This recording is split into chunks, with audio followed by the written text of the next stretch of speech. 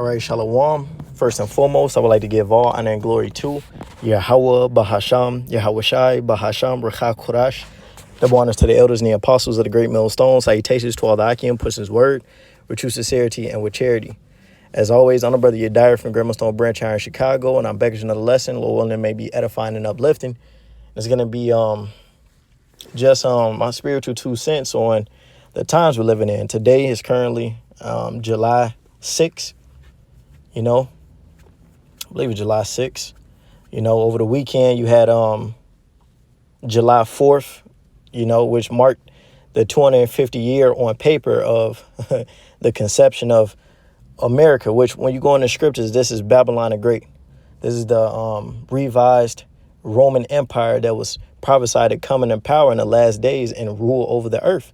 Also, the last captivity of the children of Israel, the so-called Negro, Latino, Native American, as well as the scattered Israelite foreigners that's amongst the other nations. This is the place where we'll be captive. The scriptures tell you Judah and Israel were oppressed together, and that's here in this land.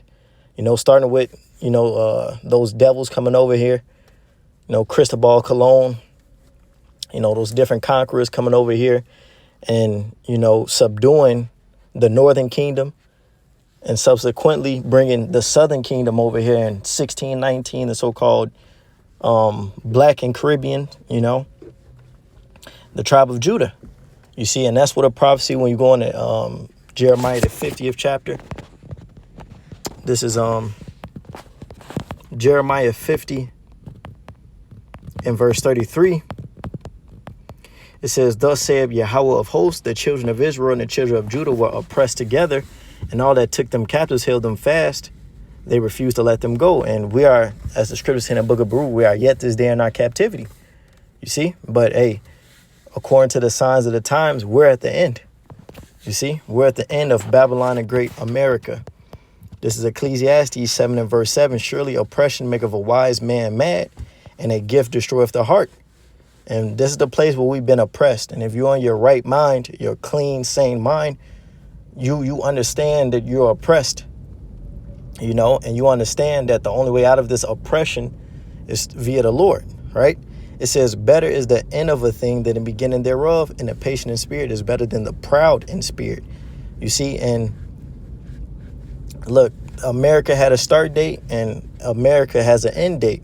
And we're approaching the end as we mark the 250th year of this place's conception. This is from the Google AI Chrome. I'll just put in, what is the average age of an empire? And the beloved Elder Apostle Tahar was the first to go into this and bring, this topic, into Israel. It says historical studies suggest empires last an average of 200 to 250 years. And this year you had, 2025, you had Nero Trump, get in office, and I believe he got in, I think this is his first year, But 2026, we're only in July, and he didn't brought different troops over here. He didn't came down with great wrath, Nate, with, these camps he set up, right? He's forwarding the AI dash the MOTB, the RFID microchip. These are the end time signs. It says, however, this lifespan varies greatly. Some collapse in under a century, while others, like the Eastern Roman Byzantine Empire, survive for over 1,000 years. And that was biblical prophecy. It says the widely cited 250-year mark stems from a historical theory popularized by British General Sir John Gloob. In his essay, The Fate of Empires, he analyzed 3,000 years of history and concluded that empires generally go through 7 specific stages.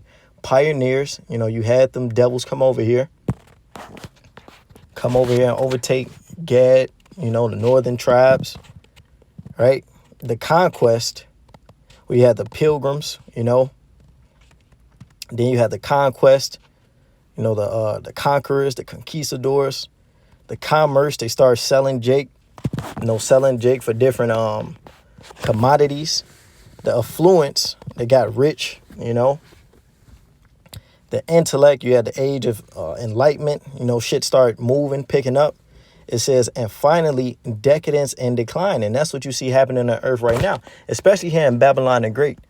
You see, you got all manner of freaks walking around. You have a sodomy is at its highest. You have changing of kind. You have disorder in marriages. This is decadence. This is decay. This is moral decay. Decay. It's like it.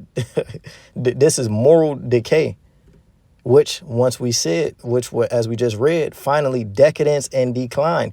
We're at the end. America is falling, man. You see, and this past 4th of July, which, you know, it was gloomy. It was very weird. You know, it's very mundane. You know, it was a weird spirit out there, but it wasn't even that lit, so to say, right?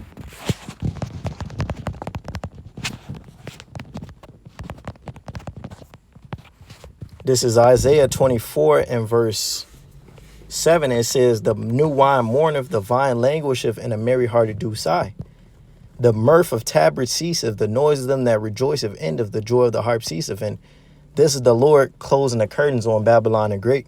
They shall not drink wine with the song. Strong drink shall be bitter to them that drink it. And then today, you had, you know, you've been having this FIFA distraction going on, but you had the USA get the belt handed to them, right? Niggas was salty. It says the city of confusion is broken down. Every house is shut up that no man may come in. There's a cry, and this is the city of confusion, man. This is Babal the Great. It says there is a cry for wine in the streets. All joy is darkened. The mirth of the land is gone. So this place is is circling the drain. It says, and the city is left desolation, and the gate is smitten with destruction.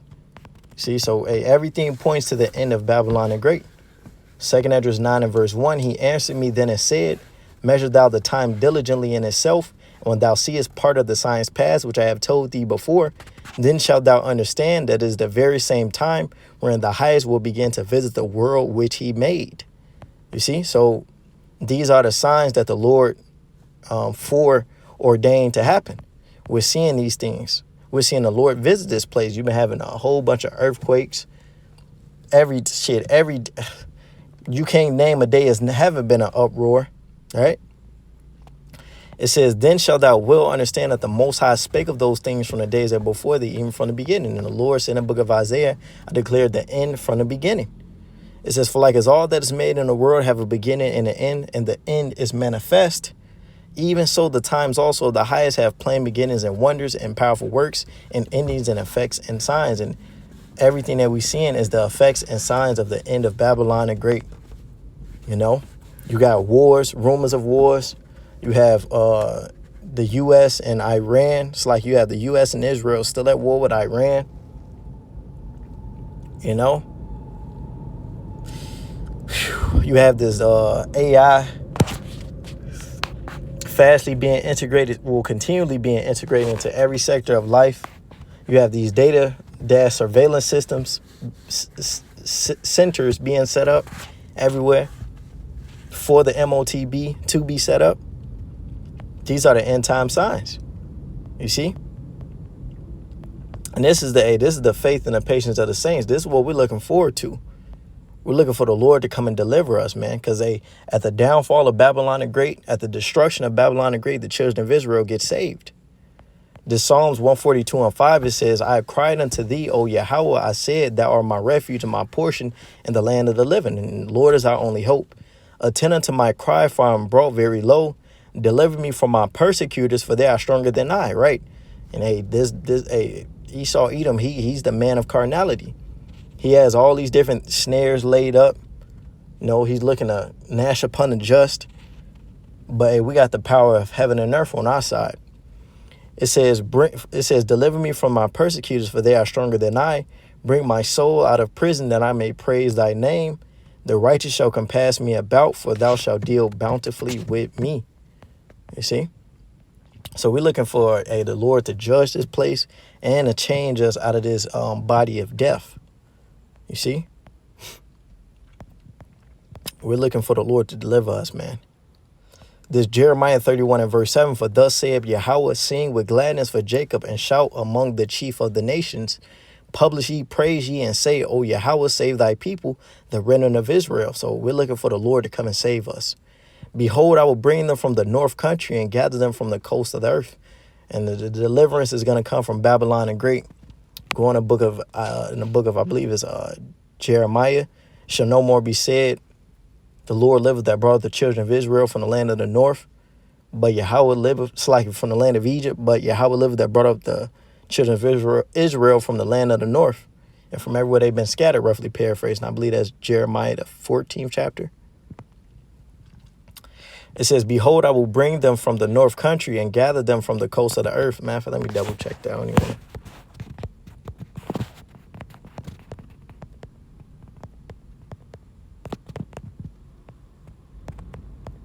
So like this Jeremiah